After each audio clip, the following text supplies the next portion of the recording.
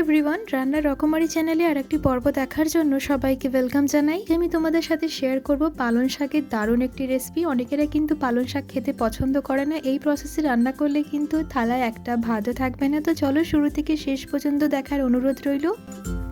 প্রথমে এই পালং শাকগুলোকে ধুয়ে পরিষ্কার করে জল ছড়িয়ে নিয়েছি। এবার একদম কুচি কুচি করে পালং শাকটা কেটে ফেলেছি, কাটাটা আর দেখালাম না। এবার এখানে নিয়েছি 1.5 চামচ মতো নুন। এইবার নুন দেওয়ার পরে এটাকে ভালো করে চটকে চটকে মেখে নিতে হবে, আর মিনিমাম 20 থেকে 25 মিনিট এটাকে আমি রেস্টে দিয়ে দেবো। মিনিট পর দেখলাম শাকটা অনেকটাই আমড়ে গেছে আর শাকের থেকে অনেকটাই জল বেরিয়েছে। এবার শাকটাকে ভালো করে চিপড়ে চিপড়ে জলটা বের করে নেব। এই জল দিয়ে কিন্তু পরোটাও হয়, এটা করলে একদম সবুজ সবুজ পরোটা হবে, কোনো ফুড কালারেরই দরকার হবে না। এই যে চিপড়ে চিপড়ে আমি আর একটা পাত্রে তুলে নিলাম। পালং শাক থেকে জল ছড়িয়ে নিয়েছি। এইবার এতে দিয়ে দিলাম পেঁয়াজ কুচি আর দিয়েছি 6 থেকে 7 কোয়া মতো রসুনকে কুচিয়ে নিয়েছি। এবার ভালো করে চটকে চটকে কিন্তু মাখতে হবে। এখানে দিয়েছি 2 চামচ মতো আমি দিয়েছি বেসন। এতে আমি কোনো জল ব্যবহার করব না, এমনি ভালো করে চটকি চটকি মেখে নিতে হবে।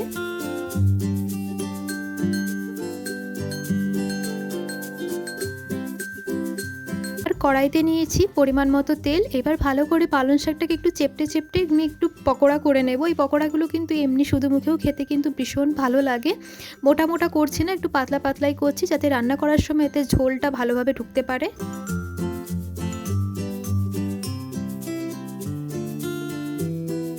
প্রত্যেকদিনের ভিডিও যদি তোমাদের ভালো লেগে থাকে প্লিজ একটি লাইক করে দেবে। চ্যানেলে যদি নতুন সদস্য হয়ে থাকো চ্যানেলটিকে সাবস্ক্রাইব করার জন্য অনুরোধ রইল। এইদিকে এক পিঠ বড়া ভাজা হয়ে গেছে, আর এক পিঠ আমি ভালো করে লাল লাল করে ভেজে নেব। যে সমস্ত বড়াগুলো ভাজা হয়ে গেছে এবার এক এক করে তুলে নেব। এই বড়াগুলো কিন্তু শুধু মুখেও খেতে ভীষণ ভালো লাগে, বেশ ক্রিস্পি টাইপের হয়েছিল। এক্সট্রা কোনো তেল দিলাম না, ওই তেলের মধ্যেই দিয়ে দিলাম একটা শুকনো লঙ্কা, তেজপাতা আর একটা এলাচ দিয়েছি। এবার দিয়ে দিয়েছি এখানে 1 চামচ মতো জিরে, যেটা একটু ভাজা ভাজা হয়ে গেছে। এইবার এতে দিয়ে দিলাম পেঁয়াজ কুচি। পেঁয়াজ কুচি দেওয়ার পরে একটু লাল লাল করে পেঁয়াজটাকে ভাজবো, তারপরে এক এক করে মশলা অ্যাড করব।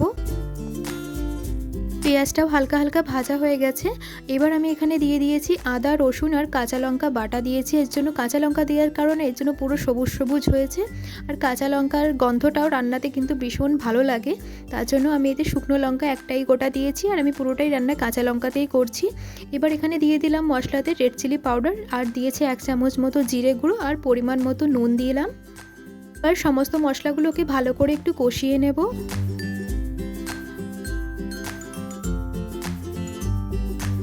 সমস্ত মশলা কষানো হয়ে গেছে। এবার এখানে আমি দিয়েছি টমেটো বাটা। টমেটো বাটা যদি না থাকে টমেটো কেচাপও দিতে পারো।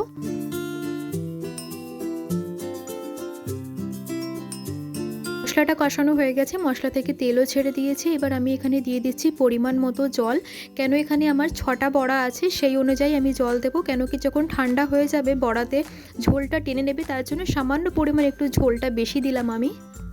আর একটু চেক করে নেব নুন হয়েছে কিনা। নুনটা ঠিক আছে, সামান্য পরিমাণ হলুদ দিয়ে ঢাকনা দিয়ে ঢেকে দিলাম।